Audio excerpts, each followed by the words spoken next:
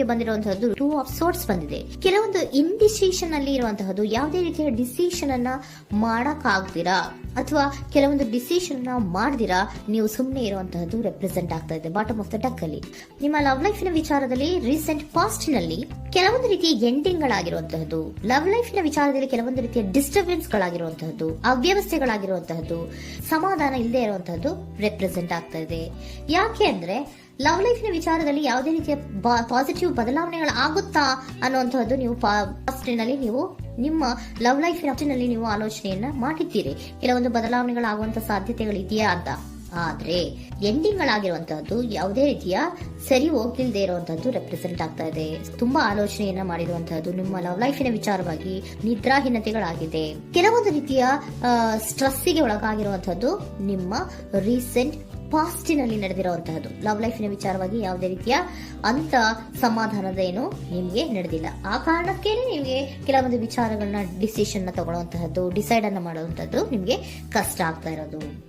ನೀವು present situation ಅಲ್ಲಿ ಬರುವಂತಹ ಆಫರ್ಗಳನ್ನ ನೀವು ಏನ್ ಮಾಡ್ತಾ ಇದ್ದೀರಾ ಅಂದ್ರೆ ರಿಜೆಕ್ಟ್ ಮಾಡ್ತಾ ಇದ್ದೀರಾ ಅಥವಾ ಮಿಸ್ ಮಾಡ್ಕೋತಾ ಇದ್ದೀರಾ. ಕೆಲವೊಂದು ಆಪರ್ಚುನಿಟೀಸ್ ಗಳು ಬಂದ್ರೂ ಕೂಡ ಅದರ ಬಗ್ಗೆ ನೀವು ಕರೆಕ್ಟ್ ಆಗಿ ಗಮನವನ್ನ ಕೊಡ್ತಾ ಇಲ್ಲ. ಯಾಕೆ ಕೊಡ್ತಾ ಇಲ್ಲ? ನಿಮ್ಗೆ ಗೊತ್ತಾಗ್ತಿಲ್ಲ ಏನ್ ಮಾಡ್ಬೇಕು. ಅದಕ್ಕೋಸ್ಕರ ನೀವ್ ಏನ್ ಮಾಡ್ತಿದ್ದೀರಾ, ಎಂಡಿಂಗ್ ಆದಂತಹ ಆಫರ್ಗಳಿರ್ಬೋದು ಅಥವಾ ಬೇರೆ ಯಾವುದೇ ಆಫರ್ಗಳಿರ್ಬೋದು ಬಂದ್ರೆ ಅದನ್ನ ನೀವು ಗಮನನೇ ಕೊಡದೇ ಇರುವಂತಹದ್ದು. ಯಾವುದೋ ಕೆಲವು ವಿಚಾರ ನಿಮ್ಮ ಲವ್ ಲೈಫಿನ ವಿಚಾರವಾಗಿ ಕೆಲವೊಂದು ರೀತಿಯ ಮತ್ತಷ್ಟು ಮುಟ್ಟೋದು ಅಂದ್ರೆ ರಿವ್ಯಾಲ್ಯೂಯೇಷನ್ ಅನ್ನ ಮಾಡ್ತಾ ಇರುವಂತಹದ್ದು ಪ್ರೆಸೆಂಟ್ ಆಗ್ತಾ ಇದೆ. ಪ್ರೆಸೆಂಟ್ ಅಲ್ಲಿ ನಾನು ಯಾವುದೇ ಆಫರ್ ಅನ್ನ ತಗೊಳ್ಳುವಂತ ಸ್ಥಿತಿಯಲ್ಲಿ ಇಲ್ಲ ಅನ್ನುವಂತ ರೀತಿಯಲ್ಲಿ ನೀವು ಆಫರ್ಗಳನ್ನ ಮಿಸ್ ಮಾಡ್ಕೊಳ್ಳುವಂತಹದ್ದು ಅಥವಾ ರಿಜೆಕ್ಟ್ ಮಾಡುವಂತಹದ್ದು ರೆಪ್ರೆಸೆಂಟ್ ಆಗ್ತಾ ಇದೆ. ನೆಕ್ಸ್ಟ್ ಕಾರ್ಡ್ ಬಂದಿರುವಂತಹದ್ದೇನು, ಪ್ರೆಸೆಂಟ್ ನಲ್ಲಿ ಪೇಜ್ ಆಫ್ ಸೋರ್ಟ್ಸ್ ಬಂದಿದೆ. ಯಾವುದೋ ಒಂದು ನಿಮ್ಮ ಲವ್ ಲೈಫ್ ನ ವಿಚಾರವಾಗಿ ಬಹಳಷ್ಟು ಕ್ಯೂರಿಯಾಸಿಟಿಯಿಂದ ಏನೋ ವಿಚಾರವನ್ನ ತಿಳ್ಕೊತಾ ಇದ್ದೀರಾ, ಬಹಳಷ್ಟು ಕ್ಯೂರಿಯಾಸಿಟಿಯಿಂದ ತಿಳ್ಕೊತಾ ಇದ್ದೀರಾ ಏನಾಗ್ತಾ ಇದೆ, ಹೇಗಾಗ್ತಾ ಇದೆ ಅಂತ. ತುಂಬಾನೇ ನೀವು ಕೆಲವೊಬ್ರು ಲವ್ ಲೈಫ್ ನ ವಿಚಾರದಲ್ಲಿ ತುಂಬಾನೇ ಮಾತು ಕೂಡ ಆಡ್ತಾ ಇರುವಂತಹದ್ದು ರೆಪ್ರೆಸೆಂಟ್ ಆಗ್ತಾ ಇದೆ. ಏನಾಗ್ತಾ ಇದೆ, ಹೇಗಾಗ್ತಾ ಇದೆ, ಈ ಗಲಿಬಿಲಿಗಳು, ಡಿಸ್ಟ್ರಾಕ್ಷನ್ಸ್ ಗಳು ಅಥವಾ ಡಿಸಿಷನ್ಸ್ ನ ಮಾಡಕ್ಕಾಗದೆ ಏನಕ್ಕೆ ಒದ್ದಾಡ್ತಿದೀವಿ ಅನ್ನೋದ್ರ ಬಗ್ಗೆ ಕೂಡ ನೀವು ಕೆಲವೊಂದು ರೀತಿಯ ಮಾತಾಡ್ತಾ ಇರುವಂತಹದ್ದು ರೆಪ್ರೆಸೆಂಟ್ ಆಗ್ತಾ ಇದೆ. ಯಾವಾಗ ಕೆಲವೊಂದು ವಿಚಾರಗಳಲ್ಲಿ ನೀವು ಮಾತಾಡಿ ಕ್ಲಿಯರ್ ಅನ್ನ ಮಾಡ್ಕೊಂತೀರೋ ಆಗ ನೀವು ಕೆಲವೊಂದು ರೀತಿಯ ಆಕ್ಷನ್ಸ್ ಗಳನ್ನ ತಗೋಬೇಕು ಅನ್ನೋಂಥ ನಿರ್ಧಾರವನ್ನ ಮಾಡಿರುವಂತದ್ದು.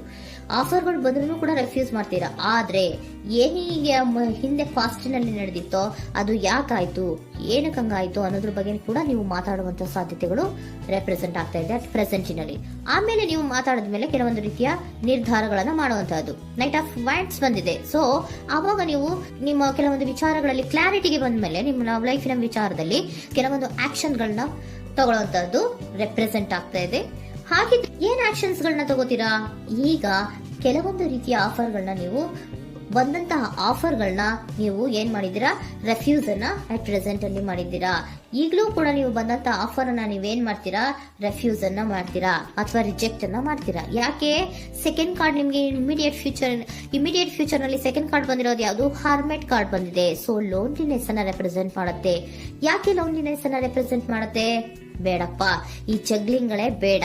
ತುಂಬಾ ಜಗ್ಲಿಂಗ್ ಇದೆ ನಿಮ್ಮ ಲವ್ ಲೈಫಿನ ವಿಚಾರದಲ್ಲಿ. ಕೆಲವೊಬ್ಬರಿಗೆ ತುಂಬಾ ಜಗ್ಲಿಂಗ್ ಇದೆ. ಯಾವಾಗ್ಲೂ ಬ್ಯಾಲೆನ್ಸ್ ಅನ್ನ ಮಾಡ್ತಾ ಇರ್ಬೇಕು. ಈ ಕಡೆಗೆ ಹೇಳಿದ್ರೆ ಆ ಕಡೆಗೆ ಹೋಗುತ್ತೆ, ಆ ಕಡೆಗೆ ಹೇಳಿದ್ರೆ ಈ ಕಡೆಗೆ ಬರುತ್ತೆ. ಯಾವ ಕಡೆ ಅಂತ ಮಾಡೋದು ಅನ್ನುವಂತಹ ಆಲೋಚನೆಯನ್ನ ಮಾಡ್ತಾ ಇರುವಂತದ್ದು. ಸದ್ಯಕ್ಕೆ ಯಾವುದೇ ಆಫರ್ ಬೇಡ, ಸ್ವಲ್ಪ ಒಂಟಿಯಾಗಿರೋಣ ಅಂತ ನೀವು ಆಲೋಚನೆಯನ್ನ ಮಾಡ್ತಾ ಇರುವಂತದ್ದು ರೆಪ್ರೆಸೆಂಟ್ ಆಗ್ತಾ ಇದೆ. ಮತ್ತೆ ಕೆಲವೊಬ್ಬರಿಗೆ ಕೆಲವೊಂದು ರೀತಿಯ ಕ್ಯೂರಿಯಾಸಿಟಿಯಿಂದ ಏನಾಗ್ತಾ ಇದೆ ಅಂತ ವಿಷಯಗಳನ್ನ ತಿಳ್ಕೊಂಡ್ಮೇಲೆ ಕೆಲವೊಂದು ಆಕ್ಷನ್ಸ್ ಗಳನ್ನ ತಗೊಳ್ಳುವಂತದ್ದು ಕೂಡ ರೆಪ್ರೆಸೆಂಟ್ ಆಗ್ತಾ ಇದೆ. ಯಾವುದೇ ರೀತಿಯ ಭಯ ಇಲ್ಲದೆ ವಿಷಯಗಳನ್ನ ತಿಳ್ಕೊಂಡು ನೀವು ಆಫರ್ಗಳನ್ನ ಅಟ್ ಪ್ರೆಸೆಂಟ್ ಅಲ್ಲಿ ರೆಫ್ಯೂಸ್ ಮಾಡೋ ಸಾಧ್ಯತೆಗಳು ಕೂಡ ಕೆಲವೊಬ್ಬರಿಗೆ ರೆಪ್ರೆಸೆಂಟ್ ಆಗ್ತದೆ. ಯಾಕೆ ಆಫರ್ಗಳನ್ನ ರೆಫ್ಯೂಸ್ ಮಾಡ್ತೀರಾ? ನಿಮ್ಮ ಲವ್ ಲೈಫ್ ನ ವಿಚಾರದಲ್ಲಿ ಬರೀ ಜಗ್ಲಿಂಗ್, ತುಂಬಾ ಬ್ಯಾಲೆನ್ಸ್ ಅನ್ನ ಮಾಡ್ಬೇಕು. ಯಾವ ಕಡೆ ಮಾಡ್ಬೇಕು, ಹೇಗ್ ಮಾಡ್ಬೇಕು ಗೊತ್ತಾಗದೇ ಇಲ್ಲ. ನೀವೇನ್ ಮಾಡ್ತೀರಾ, ಸ್ವಲ್ಪ ದಿನದ ಮಟ್ಟಿಗೆ ನಾನು ಲೋನ್ಲಿ ಆಗಿರ್ಬೇಕು ಅನ್ನೋದನ್ನ ಇಲ್ಲಿ ನಿಮ್ಗೆ ಲವ್ ಲೈಫ್ ನ ವಿಚಾರವಾಗಿ ರೆಪ್ರೆಸೆಂಟ್ ಆಗ್ತಾ ಇದೆ. ಈ ಎಲ್ಲಾ ಕನ್ಫ್ಯೂಷನ್ಸ್ ಇರೋದ್ರಿಂದಲೇ ನಿಮ್ಗೆ ಬಾಟಮ್ ಆಫ್ ದ ಡಕ್ ಬಂದಿರೋಂತದ್ದು 2 ಆಫ್ ಸೋರ್ಟ್ಸ್ ಬಂದಿರೋಂತದ್ದು. ಸೊ ಇಂಡಿಸಿಷನ್ ಆಗ್ತಾರಂತ ಏನ್ ಮಾಡ್ಬೇಕು ಗೊತ್ತಾಗಲ್ಲ. ಅದಕ್ಕೇನೆ ನೀವು ಇಲ್ಲಿ ಕುತ್ಕೊಂಡ್ಬಿಟ್ಟಿದ್ದೀರಾ, ನನ್ನ ಲವ್ ಲೈಫ್ ನ ವಿಚಾರವಾಗಿ ಯಾವ ನಿರ್ಧಾರವನ್ನ ಮಾಡ್ಬೇಕು ಅನ್ನುವಂತಹ ಆಲೋಚನೆಯನ್ನ ಮಾಡ್ತಾ ಇರುವಂತದ್ದು, ಹಾಗೇನೆ ಮಾಡುವಂತದ್ದು ನಿಮ್ಗೆ ರೆಪ್ರೆಸೆಂಟ್ ಆಗ್ತಾ ಇರೋದು. ಕೆಲವೊಬ್ರು ರೆಫ್ಯೂಸ್ ಅನ್ನ ಮಾಡಿ ಮುಂದೆ ಹೋಗುವಂತ ಸಾಧ್ಯತೆಗಳು ಇರುವಂತಹದ್ದು.